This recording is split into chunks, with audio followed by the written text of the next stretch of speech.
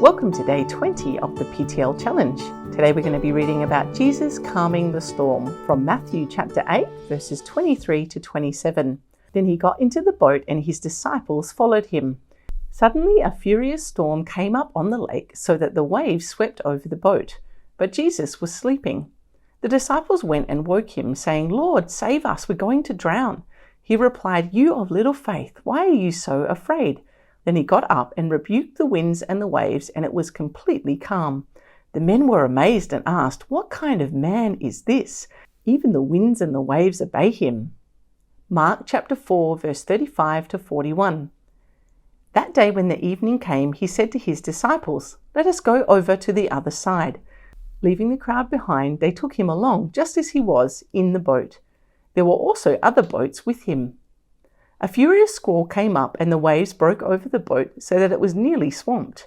Jesus was in the stern, sleeping on a cushion. The disciples woke him and said to him, "Teacher, don't you care if we drown?" He got up, rebuked the wind, and said to the waves, "Quiet, be still." Then the wind died down and it was completely calm. He said to his disciples, "Why are you so afraid? Do you still have no faith?" They were terrified and asked each other, "Who is this? Even the wind and the waves obey him." Let's reflect and pray. Many of the disciples were experienced fishermen who had spent most of their lives fishing on this lake, but the particular storm had them all in a panic state, to the point that they thought they were going to drown.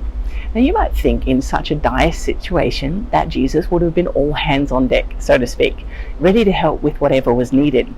That he would have been there speaking life into the situation, saying things like, "It's going to be okay," and "We'll be all right, we'll get through this storm."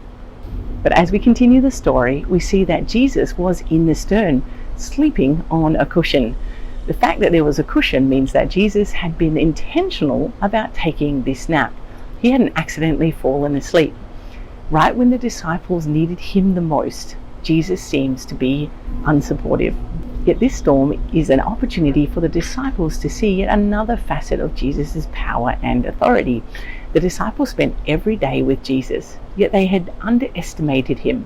They didn't realize that there was no reason for them to fear the storm, no matter how intense it got, as in the boat with them was the one who could command the storm to be still. Through this storm, they realized that Jesus indeed had power over nature, and that even the wind and the waves obeyed him. We too, like the disciples, can underestimate the power Jesus has to handle the crises that we face. Let's use this story as a reminder to us that we are putting our faith and trust in a God who is able to do the miraculous in our lives, that he is indeed able to do the impossible. What situation are you facing at this time that seems impossible?